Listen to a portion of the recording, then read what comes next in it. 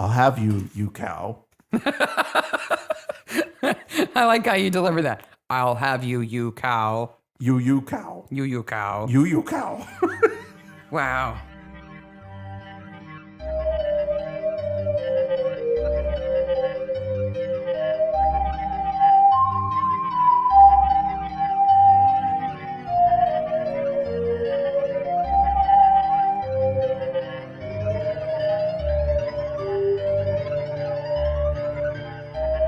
Hey, it's Midsomer Maniacs. Hey, Maniacs. Hey, Maniacs. I'm Sarah. And I'm Mark.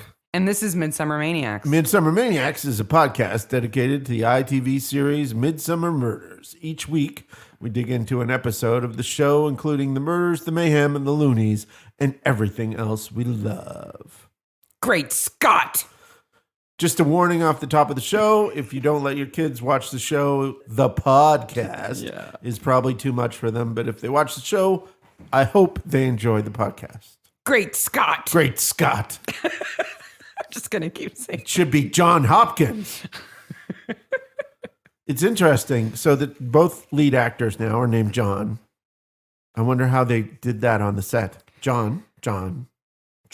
It makes it easier for my notes because I used to write T&T for Tom and Troy, and then I would get confused, and now it's T&S, so it's easier. Someday it'll be TNA. That's a whole different show. And we say, Great Scott, because today we're talking about Bad Tidings, which is season 7, episode 2, otherwise known as the debut of Scott. Dan Scott. Dan. From Danny the big boy. city. He's from the smoke. Yeah, he is. He's from the Met. Yeah. The rough streets of London. So we just found out today, to our sadness, that John Shrapnel has passed. He played Max Jennings in Written in Blood. Had one of the most awesome last names ever. And we told that great story about his family and how they kind of made a whole kind of romanticized myth about their name. Yeah. Shrapnel. Sad news. Sad news, but It's great actor. It's an awesome episode. Go rewatch it. He was in How to Get Ahead in Advertising. Oh, yeah. I didn't know that. So This episode, Great Scott, was filmed October-November 2002 and broadcast the 4th of January 2004 to 9.96 million viewers. Directed by Peter Smith and written by Peter J. Hammond. This episode bothers me more than any other Midsomer Murder episode. It stuck with me. It made me feel yucky for hours after I saw it the first time. There is only one episode I find yuckier than this episode. Which one? The piano episode. Oh, no, this one's yuckier to me. And I remember after I saw it the first time, I thought, wait a minute, Midsomer Murders, it's never like overly bloody or, you know, they don't cover like super heavy duty kind of crimes.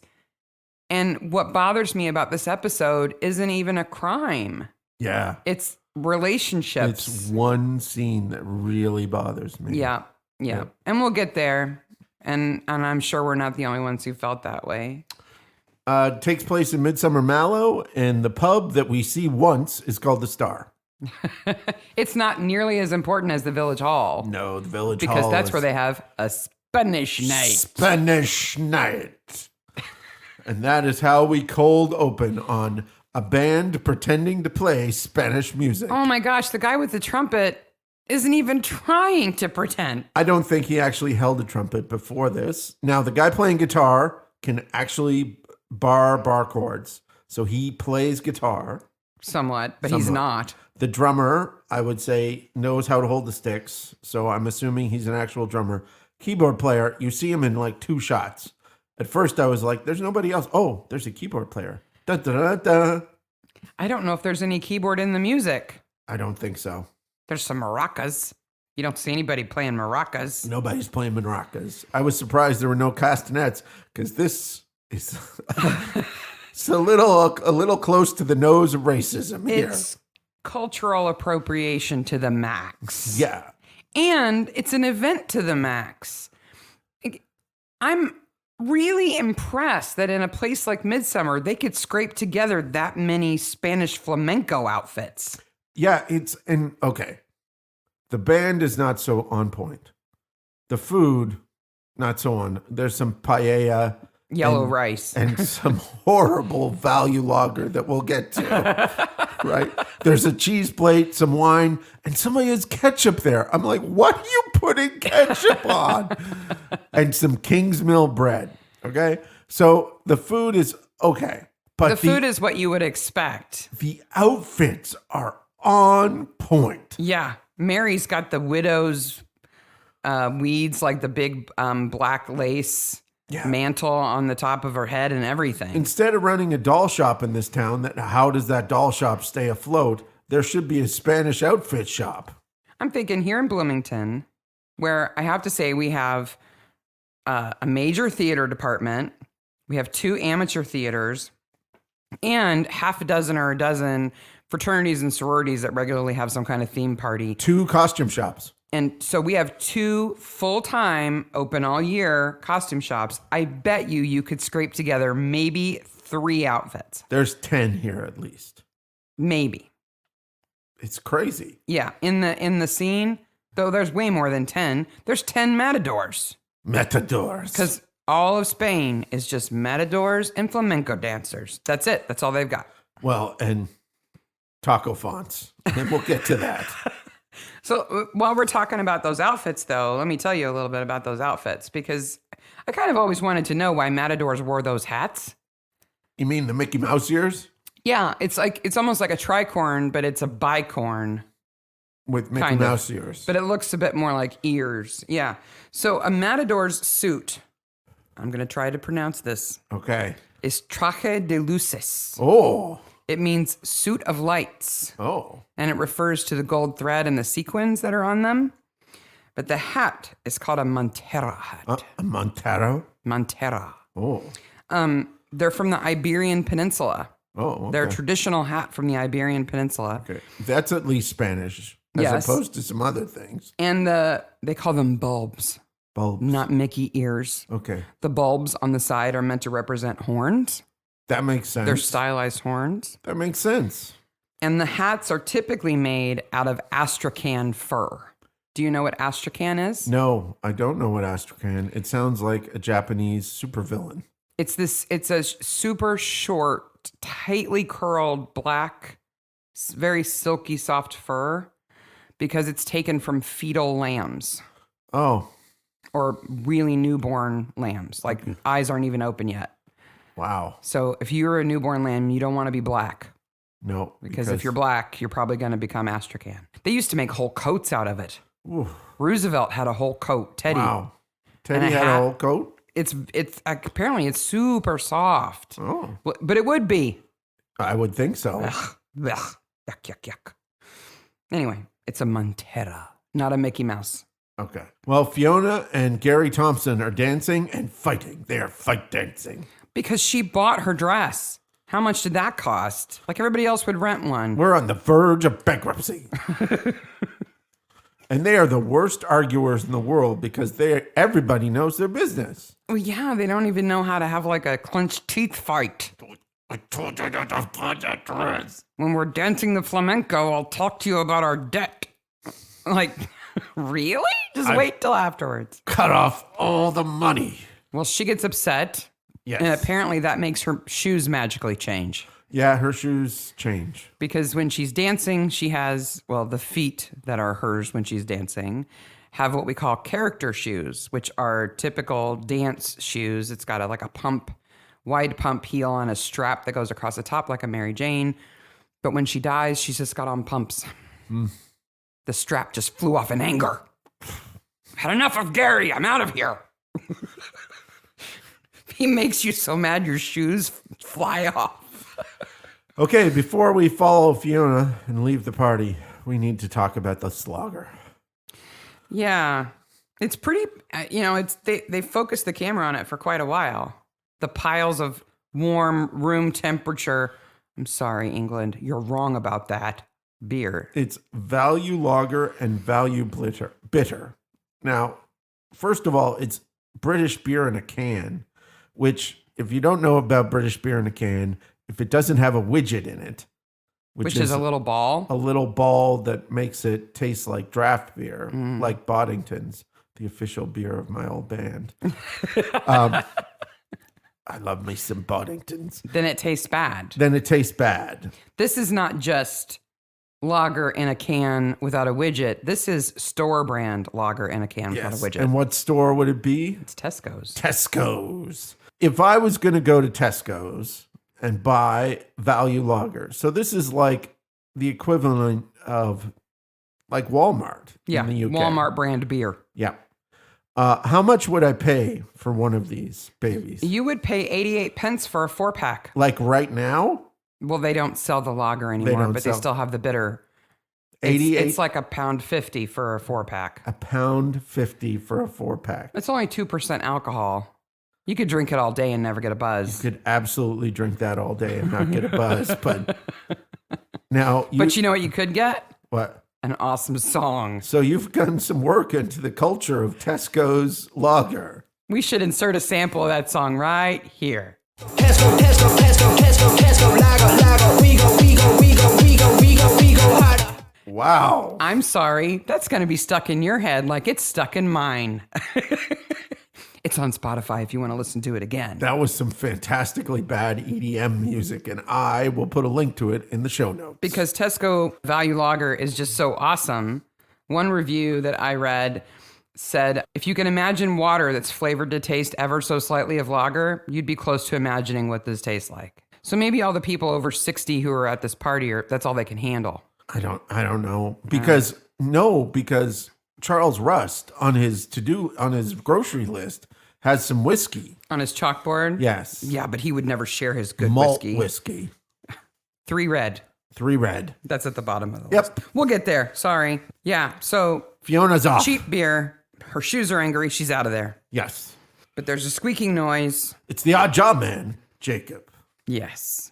We can just call him Odd Job Man. Yeah. He's got a wheelbarrow. He's checking the handles on parked cars. He's got a mullet. He does. But, Fiona doesn't make it home. We know that, right? No. So there's someone in the bushes, and the way they do it, it looks like it's a really super tall person because the bushes move way up in the air, like 7 or 8 feet in the air. Well, Lynn is the killer. We know this. She is rather tall, and her oilskin coat has kind of a peaked hat on it. I don't know. Or maybe she climbed the tree. Maybe. To look down on Fiona. Fiona's getting her keys out, gets knifed. Yep. Repeatedly. And then dumped in Cheney's field with a rose in her mouth. Where Monty and Mary Pierce can find him. How many old ladies out on walks with dogs have we found bodies with now? Quite a few. Yeah. Garden of Death is at least one. Yeah. It's either an old lady or the housekeeper. Yeah. Pretty much who find the bodies. This is a Cully episode as well. Okay. First of all, we have to deal with this new kitchen. It's nice. It is by far the best kitchen we've seen yet. What I don't understand is Joyce hands Tom a bowl of cereal first. Which is either bran flakes or shredded wheat, because those are the 2 boxes of cereal. Then she brings him a full English. Yes, which he doesn't touch at all. But it actually looks edible. Yes, it does. I don't know why. And when he says he doesn't want it, she looks at it like, She's got bread, eggs, and tomatoes out, and orange juice. She's doing it up. I want to go to Joyce's for breakfast. Apparently, she can make breakfast. It's just the other meals she has trouble with. I think it's because of this. In the old kitchen, she had recipes on the doors. And now that she doesn't have recipes on the doors, she can actually concentrate on cooking food. Oh, those were bad recipes distracting her? Is that it? Guess. Giving her bad ideas? I guess. Like Cully, pork and stewed grapes? ugh, yeah. Now, Cully is problematic in this episode for a couple of reasons. When is she not problematic? One, she doesn't live with them. No, she lives across town. Across town, and she's been doing temp work. Mm-hmm. Who is paying for Cully's car? Who's paying for Cully's apartment? Barnaby is funding this entire operation. You think so? I think we're supposed to assume that she's making enough to support herself. She's not rolling in it, but she's making enough. This is another one of those great episodes where you never know how far Costin is from the town. Never. It could be 5 miles. It could be 50 miles. Does Cully live in Coston or in Midsomer Mallow? That's a good question because when she's with Scott showing him an apartment, she says she lives on the other side of town. And is that Coston or Midsomer Mallow? Yeah, we don't really know. But apparently it's close enough that she can be there for breakfast time. Yes. It's 10 years after high school for Cully. She wants to have a reunion with her friends. Why? Oh. I don't understand why. There is a bigger why question. The bigger why question is behind Tom. There is a light switch in the middle of the wall. Why on earth would you put a light switch in the middle of a wall? You mean like not right inside the door? No, not right inside the door. Like over here, we have a light switch that's right inside the door. No, it's in the middle. It's easily 4 feet away from anything. Why would you put? And it's not like it's under a counter or something. It's a big wall that's flat. It's blue. It's got no pictures on it. Bang. Light switch. Light switch with 2 switches on it. I don't know. Drives me insane. Poor design. Yep. To make Mark crazy. Yes. And this kitchen is a full actual kitchen because they do flip the cameras around in the set in a later shot. When they are sitting at the table there's it's not a set. Yeah, it's not a real set. Kitchen in a real house. It's never a set on Midsomer. It's always a real space. Yep. Whoever decided on the camera angles for this episode definitely likes kitchens because later the camera pretends it's a spice rack. It does indeed. Cully's going to organize this school reunion for her and her 4 friends because they promised they would get together and celebrate. And Celebrate what? We're still alive 10 years later? Again, let's be generous and say Coston has 25,000 people in it. Mm. And that's going to be incredibly generous. Yeah. You would run into these people long before this. I would think so. I mean, maybe not Rachel because she doesn't leave the house, but Lynn for sure. I teach at a small school. We only have 200 students, and I run into them everywhere. All the time. All the time. Never mind, these friends are not worth reunioning with. No. Oh, gosh, no. Nobody wants to see them. Scott shows up. Of course, he's late because of trains and delays and everything else. Yes. He has attitude right off the bat, and he has no place to live. So Tom asks him if he's going to stay in the section house. Yeah. Okay. So a section house to me is a railway thing. No, a section house is like a dorm for policemen. Yeah. In Canada and the U.S., a section house is a railway thing. In the U.K., it's a policeman thing. But either way, it's kind of a dorm for workers. Well, the section house for railways are notorious for young men who work on the railway who drink a lot and party a lot. Well, so I did a little research into the section housing in the UK, and I can tell you that did not happen there. Okay. Because until the 70s, every section house had a matron. Oh, okay. So my brother, who worked on the railroad for years and years and years, did electrician stuff for the railroad, lived in section houses for a while, and then was like, I'm never living in those places again. They had no matrons there. They haven't been great in the UK either. I read a speech in front of Parliament from the 1930s. In the 30s, where some lord or other was saying that they needed to be reformed, not because they were places of ill repute, but because he felt like they weren't up to the quality of the world's best police force. And these men, boys, really, most of them were so young, they deserved better living conditions. And then I went on to read that they had married housing too. So if you were a constable or a sergeant, you qualified to live in section housing if you were married, but once you had a child, they sort of encouraged you to get out. That's weird. Like, why wouldn't Scott stay there then? Probably because it's like living in a dorm. I guess. Even a good dorm or a barracks, kind of. You know, even if you had your own like room, it's not having your own place. I can understand why he wouldn't want to. Plus, I can see that. He's from the big city, remember? He's not going to want to live in the section house with the yokels. City boy from the Met. He's not going to go live with the yokels. No. Fiona's body is found in Cheney's field. Cheney's Field, which they make this big thing. They mention the Doomsday Book group that runs the town events says something about Cheney's Field, and then it is forgotten forever. So it's common land, which is something we don't really have here in the U.S. No. We have federal land, and it's not in the middle of town. I mean, we have parks, right? But common land is different. So common land originally was shared space where kind of people who ran smaller farms could pasture their animals for periods of time, right? So Okay. you could take your cows out to graze there and then take them back to the barn at the end of the day. Yeah, it's a British thing. It's not a Canadian thing either. It's not federally owned. Common land could actually be owned by one person, but because of British law, even if they owned it, they still had to make it accessible. Ah, okay. And the people who had access to that land were called Commoners. commoners, which when you hear it today, you think commoners means like lowly, not special, right? Yeah. But it didn't at all. It just meant that you had access to common land. So you were a commoner, Oh, which I thought that was kind of nice. yeah. Do you know why the Doomsday Book is called the Doomsday Book? I did at one point in time, but I've forgotten why it's called the Doomsday Book. And it's not far-fetched to say that Cheney's Field would be in the Doomsday Book, by the way. There's lots of common land listed in the Doomsday Book. But the reason why it's called the Doomsday Book, it was basically a shore-to-shore reckoning of the entire kingdom in 1086. For William the Conqueror. He wanted a list of everything, right? Yeah.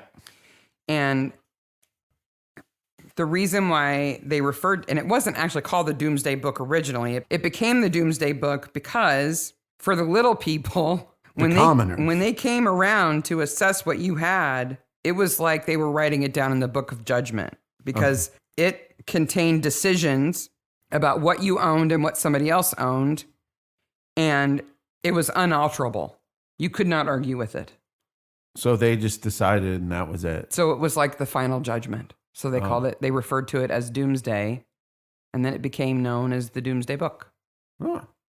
I thought that was interesting because I'd always kind of wondered why it was called that. Like, did they think the world was going to end or something? No, it's more It of was like written to the end of time. No, it's more like an opinion on the fact that the people who were assigned to come around and count everything and take this measurement, if there was any confusion over who had what, they just decided it, and that was it. And that was it. You have 5 cows, I have 3 cows. No, one of your cows is mine. No, it's not. It's written. That's it. Forever. Yep. Well, and more than half of the people wouldn't have understood what was writing anyway. No. They couldn't have read what was being written down. 1085, literacy was at a super low period. Yeah. But because things like that, things like common land were written down then, and it was the final judgment, those things still stay common. They're still common to this day, a lot of them, right? That's interesting. Some of them have been fenced and sold and whatever, but it's kind of like that. The Ramblers always going on about their rights to ramble in certain areas. It's because those were common land. Well, we've lost PC Angel, but I have a new friend. WPC. Yeah, that's all she is. That's all she is. She's played by Alex Belcourt. Because she is the quintessential WPC. And she gets a speaking part. She does pretty good. Yeah, she's all right. The men with white sticks have now upgraded to yellow sticks. They poke with the yellow sticks. They find the stuff. She's got a rose stuffed in her mouth. Fiona does a really good dead body here, except for the 2 shots of the dead body are she's moved between them. She's repositioned. Yeah. Yeah.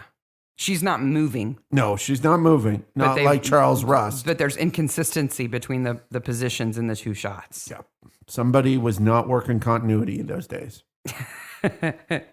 We have 2 kind of groups in this episode. We've got the old people who are the Midsomer Mallow Residents Association. Yes. And the young people who are Cully and her friends. Yes. Right? And they're all despicable people. Yes. Mary, Donald, Shirley, and Charles are the Midsomer Mallow Residents Association. Yes. The MMRA. So I like to just call them Mumra.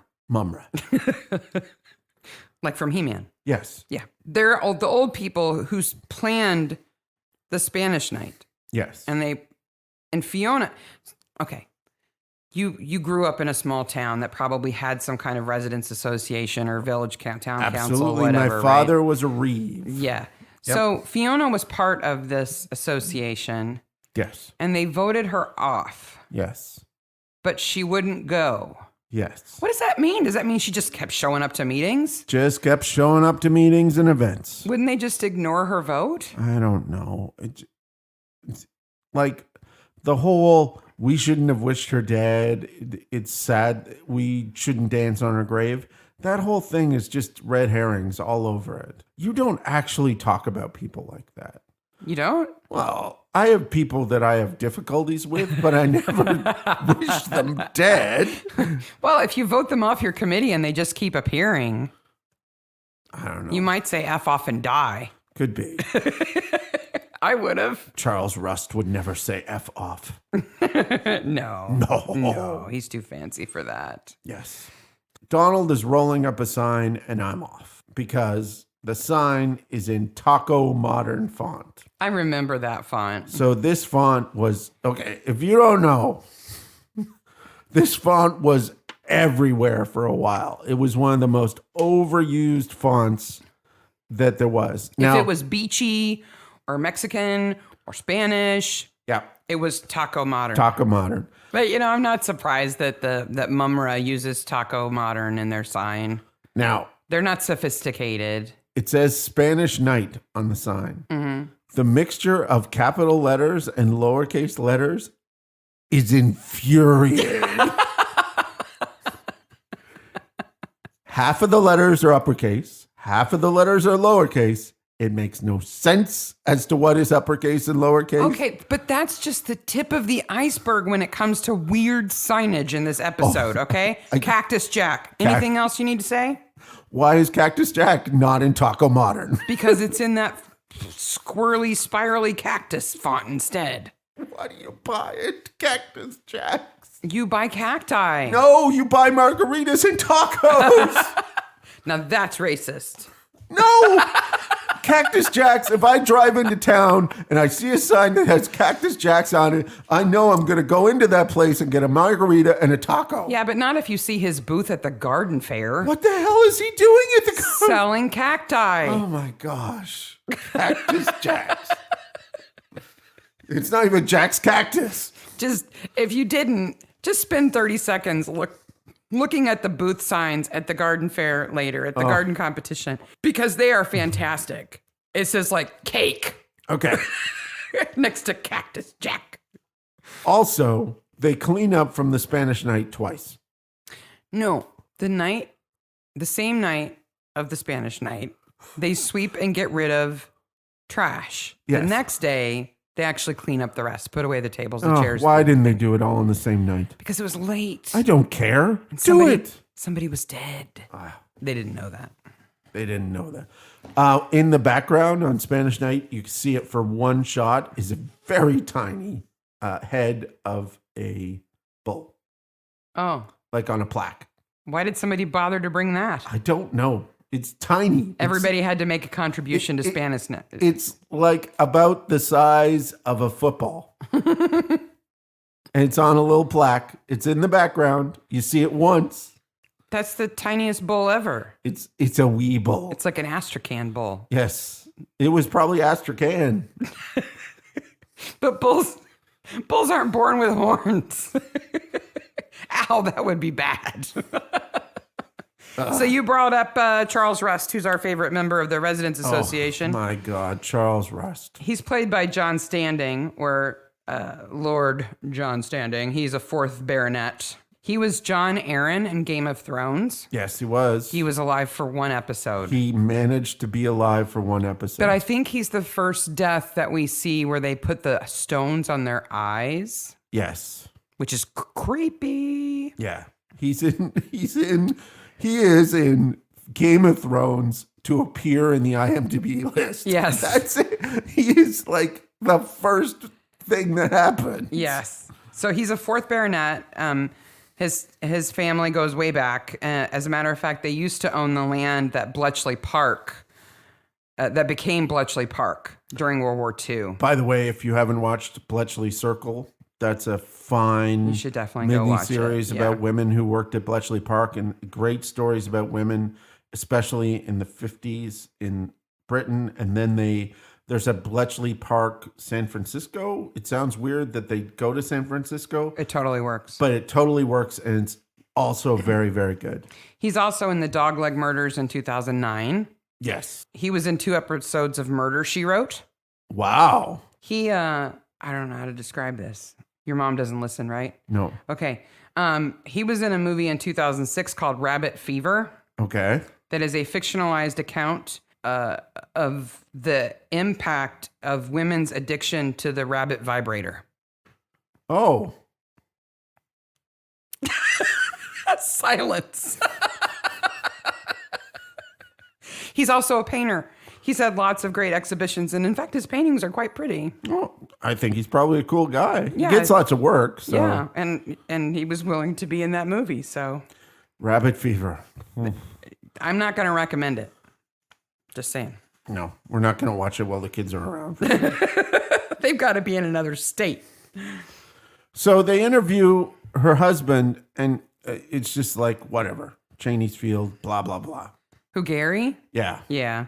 Gary is like such a nobody in this whole episode.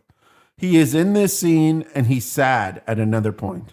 He's played by Michael Simpkins, and he's been in everything. Well, yeah, he's been in so much. But the interesting thing about Michael Simpkins is that he's married to Julia Deakin. And if you don't know who Julia Deakin is, you might recognize her as Marcia the landlady on Spaced. Oh, okay. She plays that character. Again, another great British show. If you haven't seen Spaced, if you like Shaun of the Dead, Spaced is a sitcom by the same people. But earlier. Yeah. And really, they're trying out the jokes that they use in Shaun of the Dead, both visually and thematically. But she's incredibly funny. Yes. She's super funny. Everybody on that show is crazy funny. And Michael Simpkins in other roles is very funny too. Yes. This is, it's not, I don't think it's a role meant for him except for the one broody face that he makes. Yeah, he's Broody McBruderston. Yeah. Charles's house. Let's talk about that. Okay. Because we know we're going to have the open garden day. Yep. And Charles is very proud of his garden. Yes. Every time we see him at home, you know, he's out there with his gloves on. I'm not a gardening guy, but his garden isn't horrible. No, it's beautiful. Yeah. It's very well done. Yeah. There's no hanging baskets or troughs. I'm not sure why he's won the award for frontage. Yeah. Because his backyard is where it's really pretty. There's some problems with the front of his house. Here's where I need our listeners' help. Yes. We do need help. Because maybe I'm imagining this. Yes. When Charles goes from his backyard to his front yard, the first time we see him, he comes out of the gate. He walks across a little kind of causeway to the street. Yeah. And then over to his front door. And between the street and his front door is a little bridge, as if there's like a tiny canal or creek or something. Like running along the front of his property. That's right in front of his property. So there's the street, a ditch, and his door. And then like a wall. Yeah. Right. And so he has a little bridge that goes to his door. Yep. And I could swear that house is in another episode. I don't remember. I have an inkling of people going across a bridge to a house, but that's all I got. No, in my mind, it is that house, and the person who lives there has garden gnomes. Maybe I'm imagining it, but if any listeners remember, if you know what I'm talking about, let us know, because it's been bugging me. And short of just speed watching every episode from here on out, I can't remember which house it's in. And I tried to find out. I Googled out the wazoo, and all I learned was that some really ticked off villagers in the UK have started digging trenches around their garden greens to keep travelers from being able to bring their trailers onto the green. Travelers. They ruin Midsomer episodes and the village green. Apparently. They would rather have these giant, like, it looks like a tank has torn up a track around the village. Ugh. Just to prevent a trailer from being able to roll into the green. But if that house is in another episode, please, somebody tell me, because it's bugging me. We find out that Cully's friends, 2 of them, live on a farm, and we find out that Cassie and Noel. Scott is going to stay at Barnaby's house overnight, and Joyce has Waitrose organic plain wholemeal flour. It's like an advertisement for it. Yeah, they do kind of feature it, don't they? So this is a new house, though nobody mentions it. Not only do they have a nice kitchen, they apparently have 3 floors. Because Joyce and Tom go up the stairs to the linen closet, and there's another stairway going up. Not a ladder, a stairway. It's pretty nice. They moved up in the world, eh? Now, I'm going to say something here. It's probably not that nice. But Cully kind of has gorilla arms in this part here. She's got some dark hair on her arms. And some women I'm not saying it's wrong or she should do anything about it. She should celebrate it completely. But it took me back. Like I was like, whoa! I just had not noticed it before. She's very fair. Now I'm going to be watching Cully's arms. You're going to be looking for gorilla arms? Yeah. Well, she wears that boat neck top the whole episode. First half of the episode. Like several days in a row, she's wearing that boat neck top. It's going to start to smell soon. I like boat neck tops. But well, I like boat neck tops too, but I like people who change their clothes on a daily basis. Did you just say boat tube tops? Boat tube tops. Boat-shaped tube tops? That would be kind of weird. Donald eventually admits that Charles threatened Fiona in some way and that he, Donald, heard a squeaky noise that night. Yes. When he was out in the car park having a smoke. So the odd job man has a squeaky cart. Charles's gate is squeaky. And his wheelbarrow is squeaky too. And Rachel's baby stroller is squeaky. We'll get to Rachel's baby stroller. But those are... And somebody online suggested it could have been the ice cream cart too. Yes, the ice cream cart could have been squeaky too. Let's hope the ice cream cart doesn't run into Cactus Jack. I just have this idea of Jacob, the odd job man, actually pushing around the ice cream cart like, you want some vanilla? I can sharpen my knife for you. No, thank you, sir. So we have a mystery. Mm. The mystery is, where is Jacko? Did you see this? No. On the sign outside of the post office where Cully and Scott talk about where she lives. Because his apartment is above the newspaper shop. Before he has an apartment, he's looking around. There's a message board there, and one of the things says, learn salsa, which obviously this little town is a little in love with salsa. Mm-hmm. Salsa.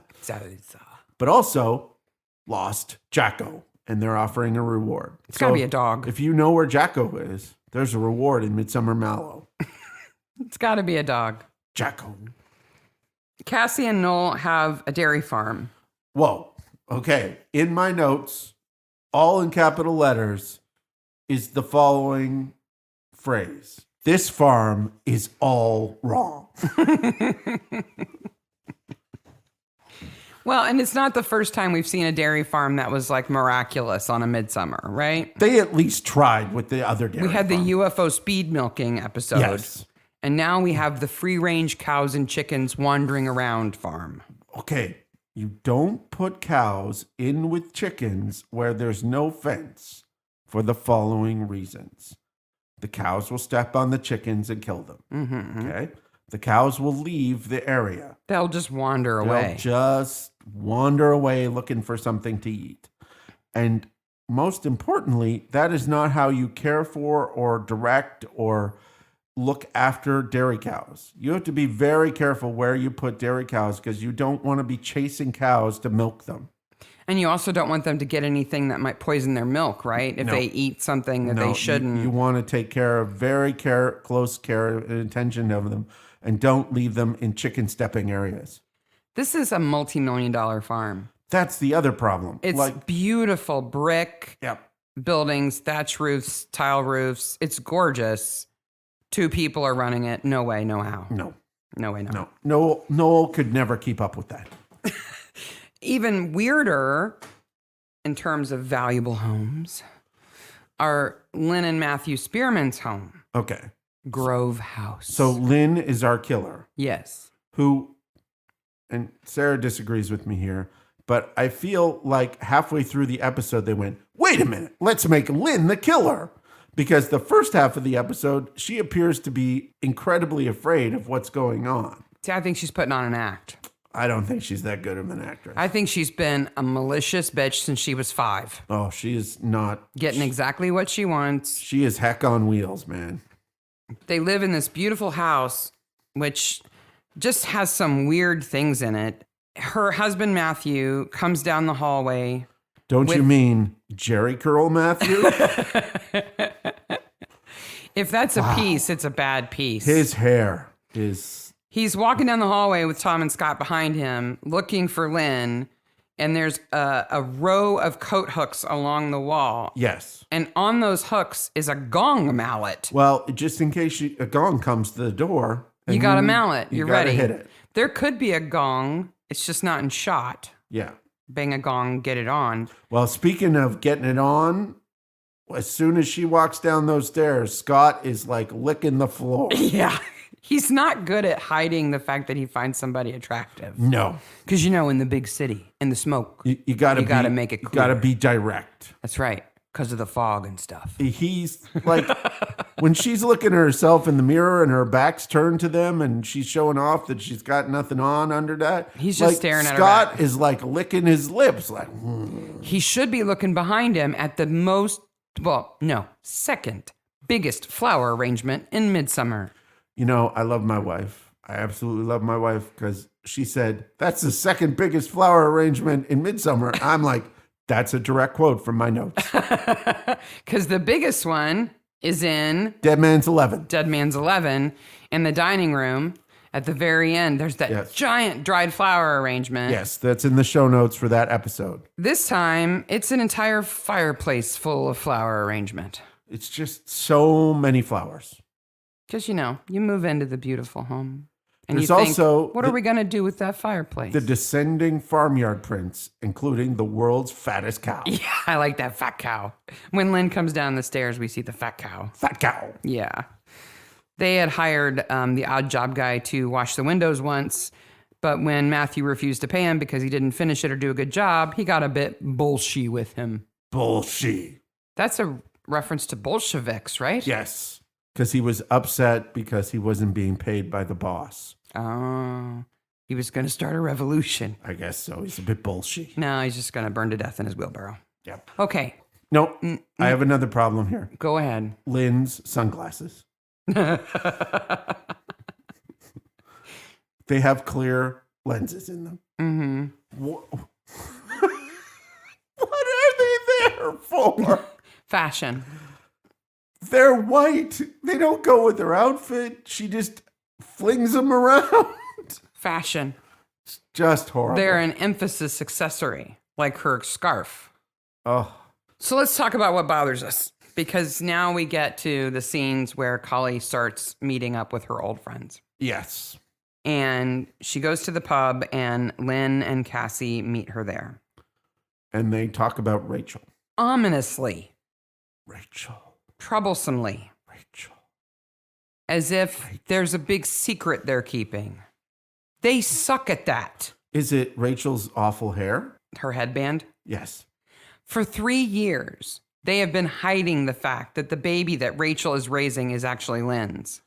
It's like they're talking in pig Latin. It's like, baby ne, in ne, Rachel A, Aka A, Lynn A.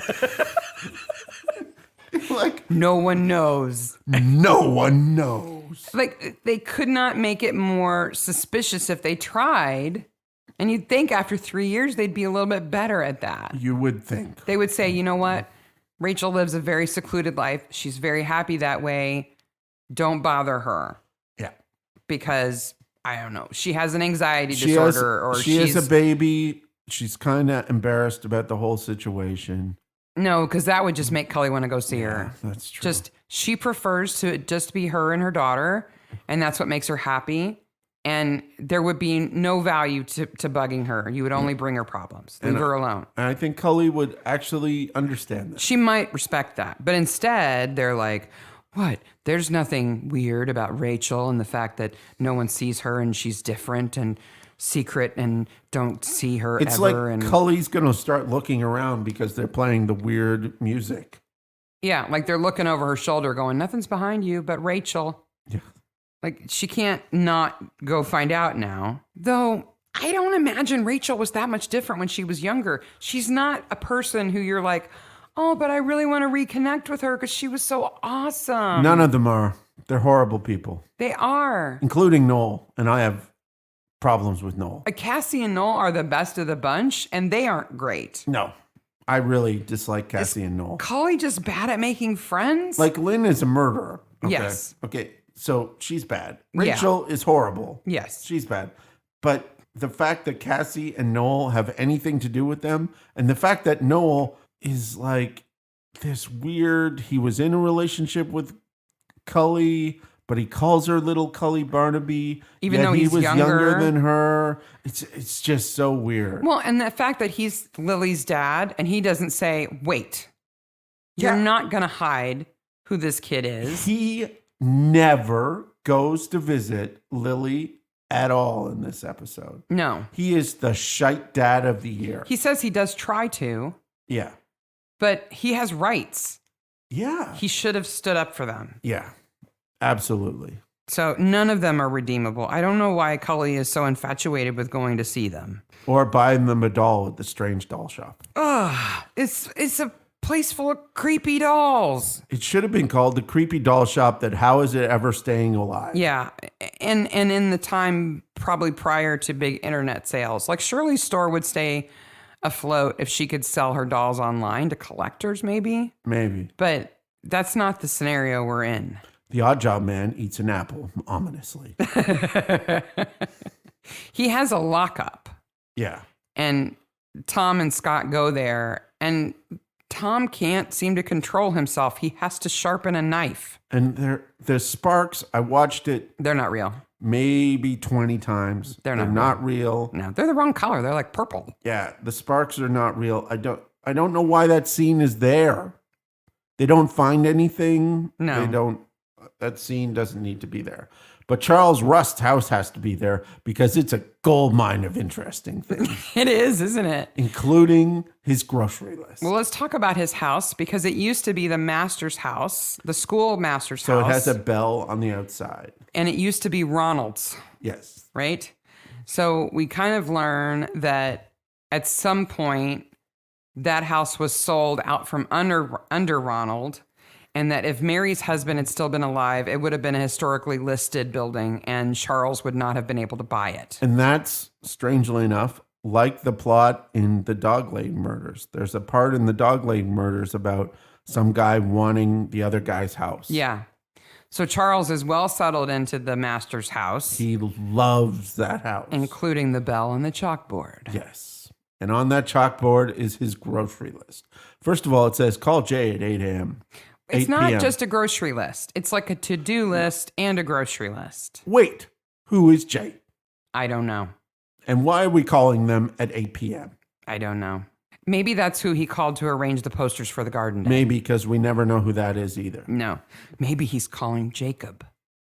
Maybe. Because the odd job guy has a cell phone. He doesn't. No. No, that's not who it is. It's a weird grocery list. So Stilton, okay. Spaghetti, okay. Milk, coffee, green beans, okay. Malt whiskey, Okay. It's circled. It's important. Don't know why. And 3 red. 3 red onions, 3 red delicious Apples? apples, 3 red peppers, Maybe it's code. 3 red. Isn't there a cider named Red?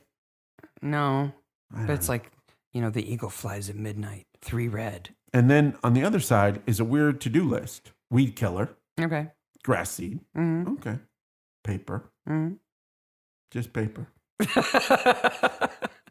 Check bank. It's still there. It's Check. it's underlined. That's a bank. Check. Cut keys Okay. and finish lawn.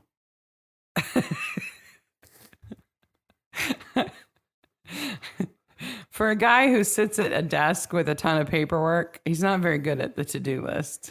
No, and why is it in the kitchen? It's not like he has somebody else there in the house. It's not like he stands in the kitchen and goes, "What am I going to do today over there?" 3 red. That's what I'm going to do today. 3 red. Oh, and it's full of his garden awards, his certificates. Including the Midsomer Mallow in Bloom Awards for 2002, 2001, and 2000. But on top of the chest is the Midsomer Mallow in Bloom Award for 1999. That's kind of an outlier, isn't it? Yeah, I don't know why it's on top of the thing with the chairman's cups, but yeah. He's fancy. He is. He used to be the village doctor until he retired, and Fiona was his receptionist. You know what the hobby of people in Midsomer Mallow is? To do shit with knives. They do like knives, don't they? Everybody's got a knife. Shirley's cutting the cake with a knife. Noel's cutting the mushrooms with a knife that is not for cutting mushrooms. No, he's using like a carving knife to cut mushrooms. I don't get it. Wrong. It's because we need to see the red herrings of knives.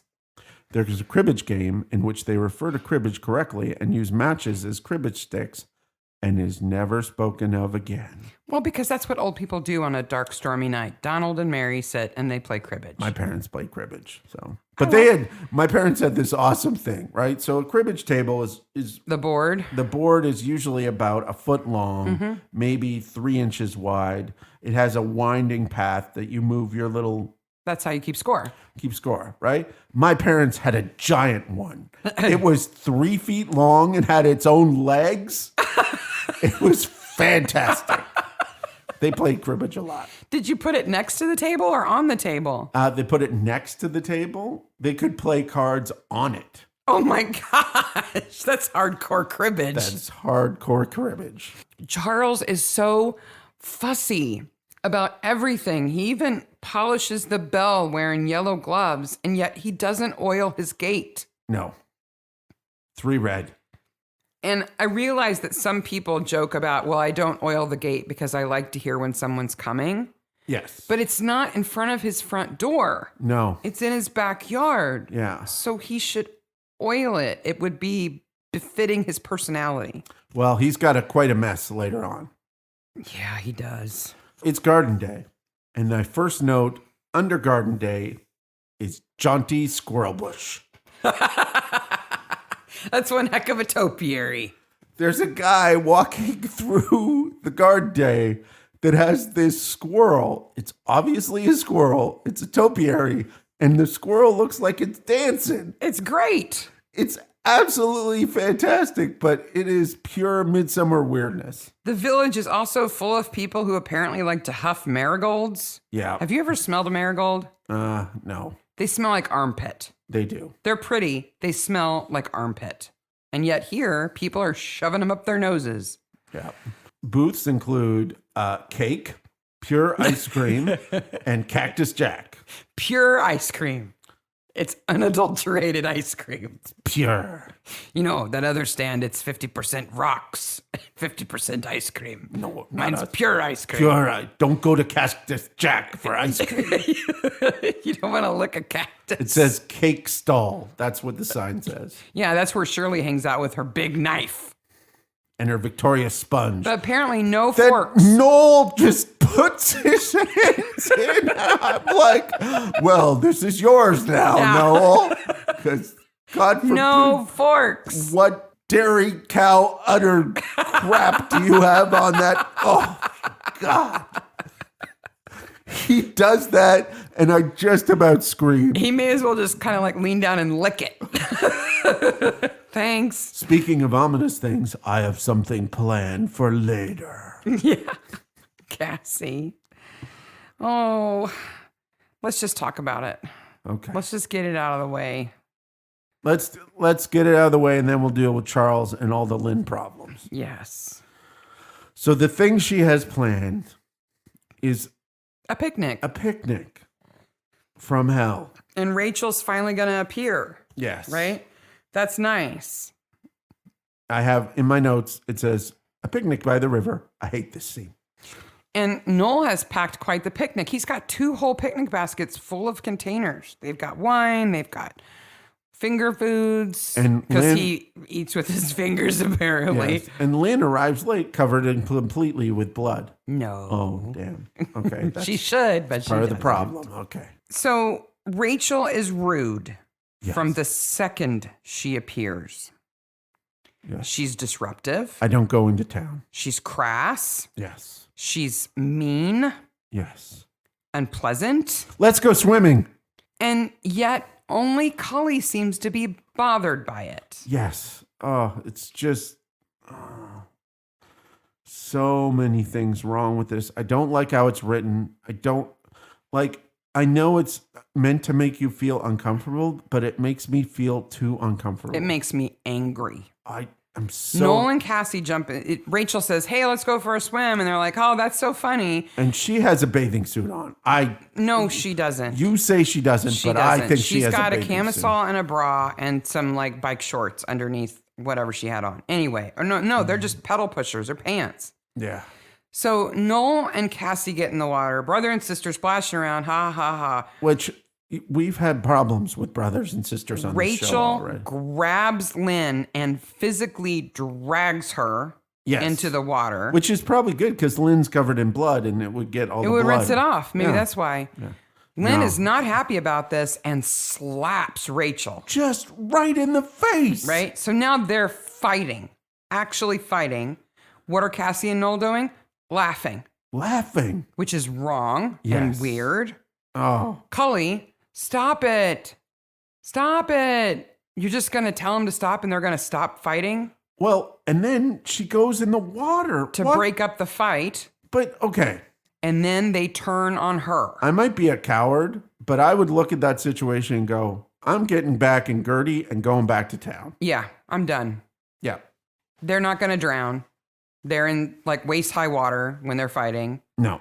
I'm out. I'm like, these people are weirdos. I'm out. Yeah.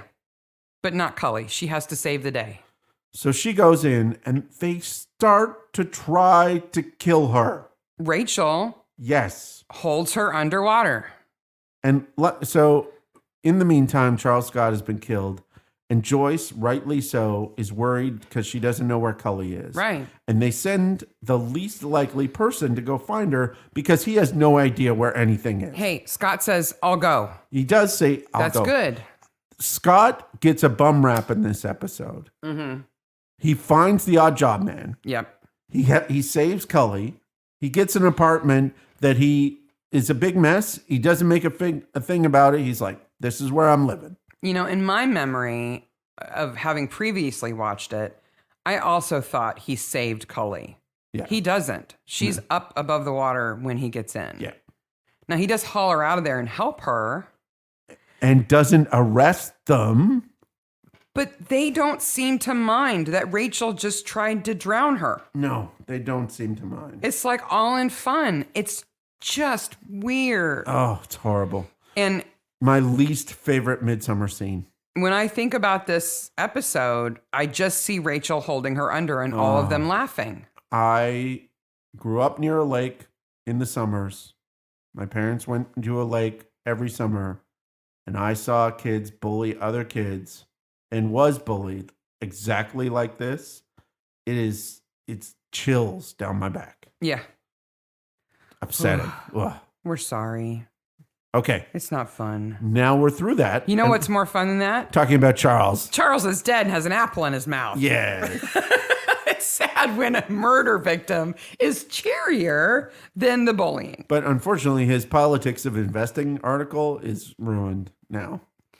So he shows the judges around his backyard. He's, charming, gives the ladies roses as they leave.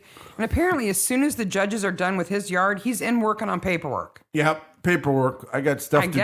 I'm a retired GP, so I got paperwork to do. So Lynn is late for the picnic because she's here killing Charles. Yes. She comes into his room behind him with the knife while he's working on the paperwork, wearing the ankle-length black oilskin coat. Yes. How does she get in there?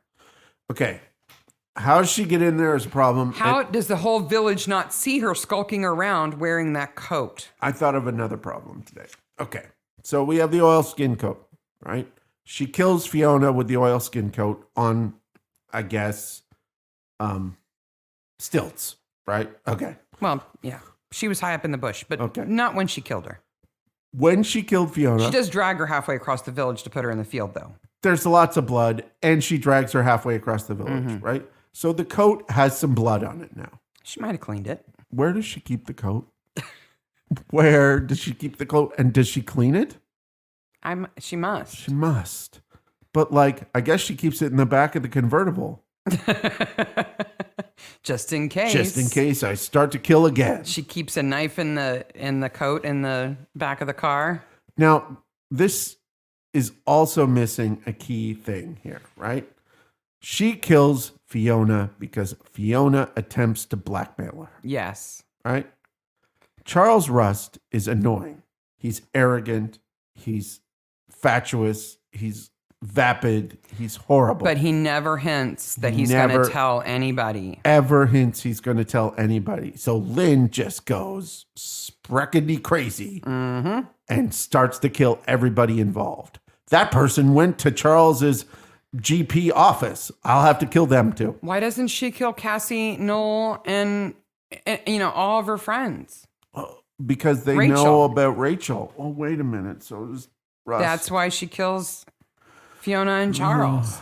It's just Really, Cassie and Noel should be next. Yeah. No, well, anyway. Because what does she have to lose? If people find out that the baby is hers and Rachel has been raising it for 3 years, Yeah. What does she have to lose? is Matthew going to get upset? Matthew's going to be like, whatever, I'm going to town. He doesn't care. I love when he says he's going to town. I'm like, right on. You go, boy. You get out of there. All of our married lady listeners or married women who have partners are going to agree with me. We were talking about this last night about Lynn is going to go and kill Charles. She knows she's going to go kill Charles, but Matthew is there in the house. And Matthew, would you like to go with me and kill Charles? Where are you going? And she says, I'm going to go out and see some friends. You're welcome to go with me. And if she knew she was going to go kill Charles, why does she invite Matthew to go? That was my question. It's all in the way she does it. Oh, Because if I come to you and I've already got my purse and my keys and my coat on, and I tell you I'm going to run somewhere, I'm clearly almost out the door. Do you want to come? yeah. She knows he's not going to say yes. I know. She knows. So there's no danger. He's got snail trails to deal with. And he's got to kick pensioners out of his garden. Yes. It's never been open. Then put a sign up that It says, never will be this open. garden is not part of the tour. That's all you have to do is put up a little sign. Yeah, but then you can't shove pensioners. Okay. That's no fun. Scott and Cully miraculously dry off. Mm-hmm. Like, so Well, fast. Cully changes clothes. but Scott's pants are insta-dry. Yeah, they're insta-dry pants. Yeah. That's awesome for him, though. It's handy. The landlord's in a scene where he talks about Jacob's stroke, and that's it. Again, whenever I see somebody with a tiny little part like that, I think they want a contest. Oh, the people who are the judges for the flower day, they want a contest. Like, you can win a walk-on part in a Midsomer if you buy 50 million boxes of Post Toasties. If you almost kill me in a river by drowning me, I need to stop by your house and tell you that I'm sorry. What are you, Canadian? Cully. She does not pick good friends. No. And she's just got a little bit of meddler in her. She can't help it. We find the odd job guy and burned to death in his cart with the doll, Yeah. which Cully bought for Lily, Rachel's daughter, but didn't give to Rachel's daughter. Instead gave to Noel, who gave to Lynn, who decided that it would be funny to put it in the wheelbarrow and burn it with the odd job man. Why did she kill the odd job man? Because he doesn't threaten to blackmail anyone. Because she has a sense of humor, but Matthew doesn't. Like that, you think that's funny? That's not a sense of humor. Great. You're psycho. The odd job man has a squeaky cart, and it might have been him on the road. He might have seen her kill Fiona. That's why she has to kill him. Speaking of Scott, he does his freak out really well here. He's had enough. Barnaby's like, do you intend to stay? And he's like, I just got here. There's murders all over the place. And no. I haven't even had time to find out where the post office is. And you were at the post office earlier. Sorry. You kind of live above the post office. Kind of, but you know. But then he does the right thing here. And he says, can I buy you breakfast? Yep. And Tom says, yes. Scott knows when to turn on the charm. Yep. My favorite Scott line from this episode is, where I'm from, open garden day is when someone breaks into your shed. Yeah. And he uses that like later in Orcus Fatalis when he breaks into the safe. Yeah. It's kind of like implied that maybe Dan Scott had some bad times in his early years. So we get this picture of Rachel and Lily's life as one that's in the dark. Yeah. Like she and Lily have to go for their walks at night. They really don't go outside except in their backyard. They live on the very edge of town on Snake's Lane.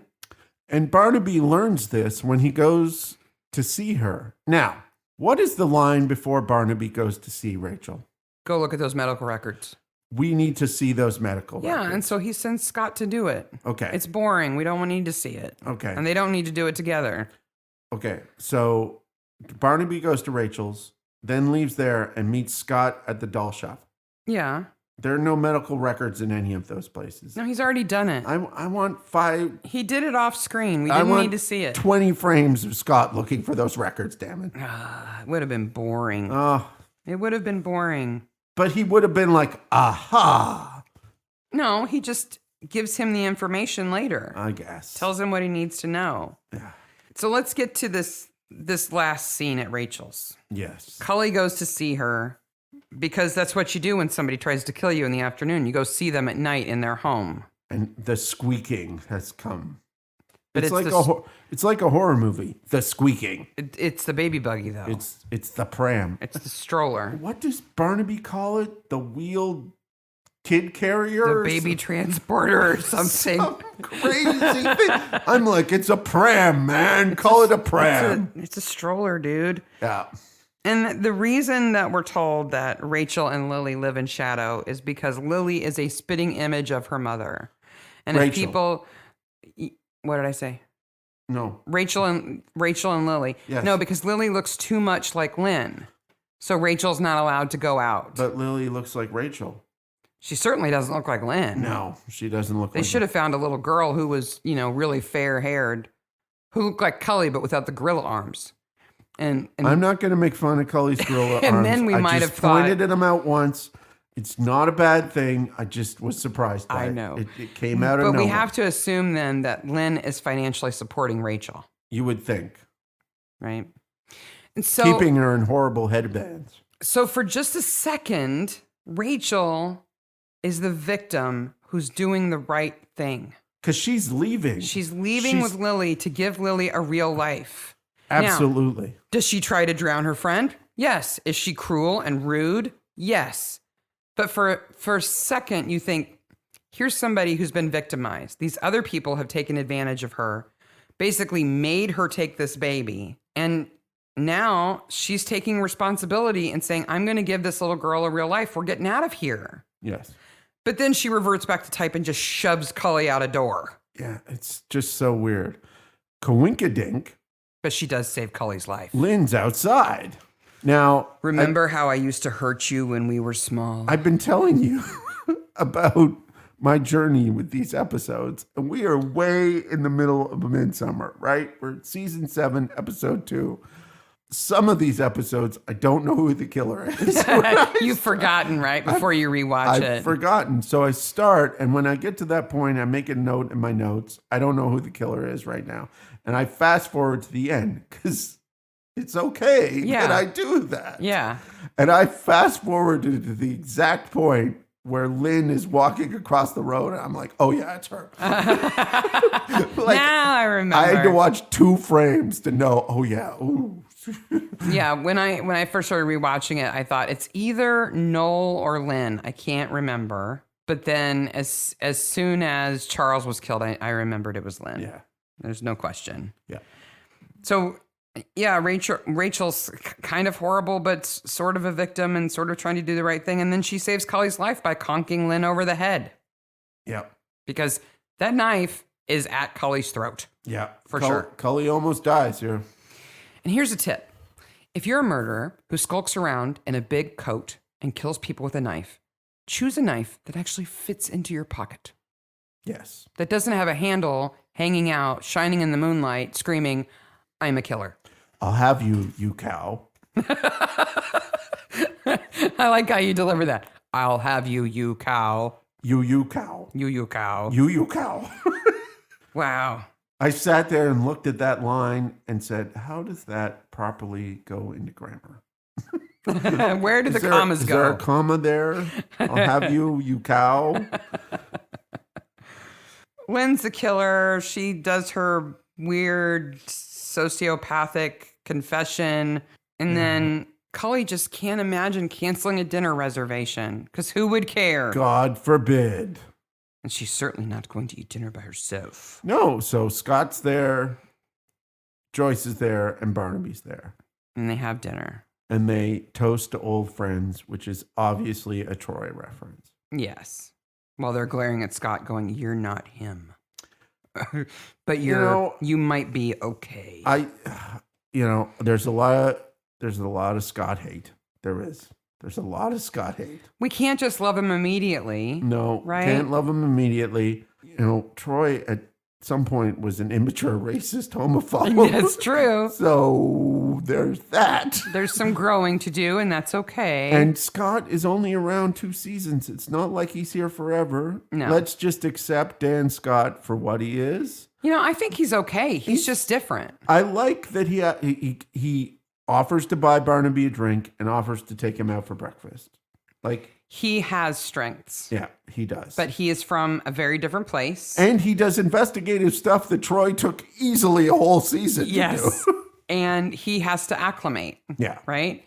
And I don't know about you, but my first day on a new job, if the shit was hitting the fan like him, I'd be a little discombobulated too.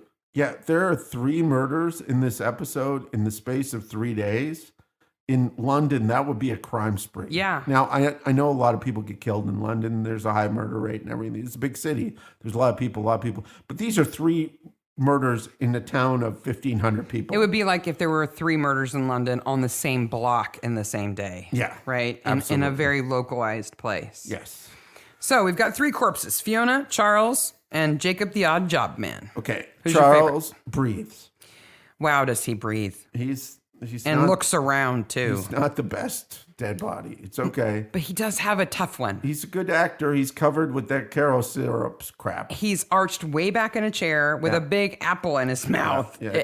I don't think I could do it. It's got to be hard to breathe. Jacob, we can't count because, well, he's ashes. We don't really see him. Yeah, we don't really see him. The doll does a pretty good job being dead. So Fiona without the movement, which I don't think is her fault. That's not her fault. It's not her fault. I think she does a great job. She's got the wide open eyes and everything. And the rose in her mouth. Yep. I give Fiona the corpse of the episode. What about after the credits? After the credits. Well, let's see. I think Matthew has to raise Lily. There's a show I'll watch. I'm trying to put all this together. Matthew is Fiona's. No, Matthew is who? Lynn's husband. Oh my gosh. Yes. Let's go to town, Dad. So that baby really should go to Noel. Yes. Noel has rights over it and should. Her, yeah. And I don't think Cassie and Noel would be charged with anything. I didn't mean to talk about the baby like it was the way Cassie does. Yeah. She's beginning to think she's its real mother. Anyway, Cassie and Noel need to get out of that place. And I don't think they'll go anywhere, but I think Rachel might take Lily and go. I think that would be a good thing. I think Matthew is going to be like easily a week before he notices his wife is gone. Wait, did I have a wife? And he'll complain about her legal fees. Yeah. Lynn's not going to look good in the jumpsuit. No, Scott's going to do okay. Cully's going to be okay. Maybe Cully gets new friends. I hope Cully gets new friends. And Joyce can make breakfast. Yeah. Successfully. In a nice kitchen. Yeah. The kitchen appears in the next episode, too, along with young Sherlock Holmes. Maybe Ronald gets to move back into the schoolmaster's house. Maybe. Yeah, I would say that.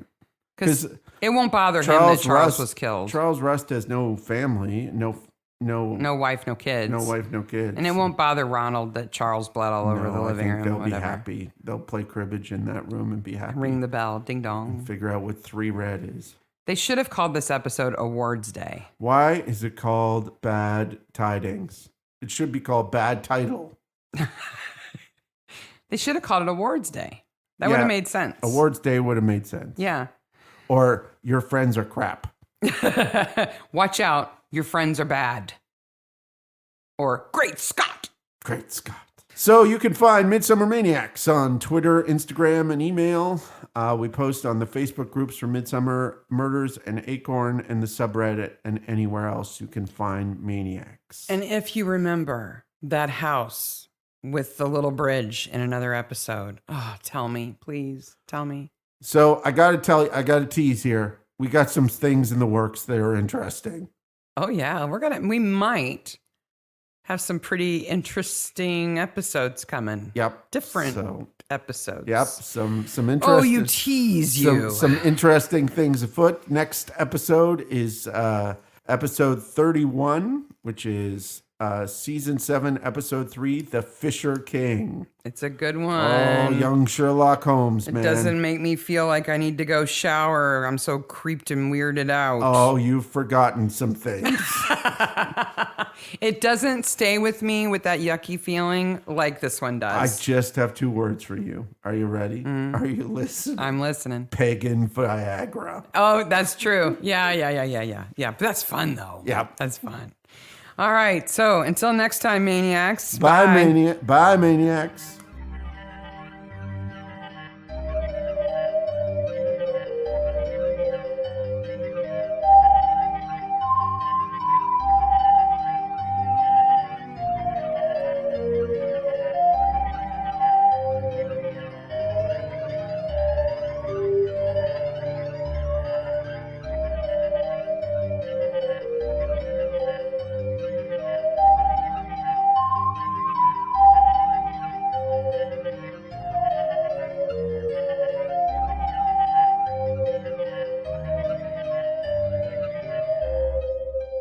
Gary Thompson.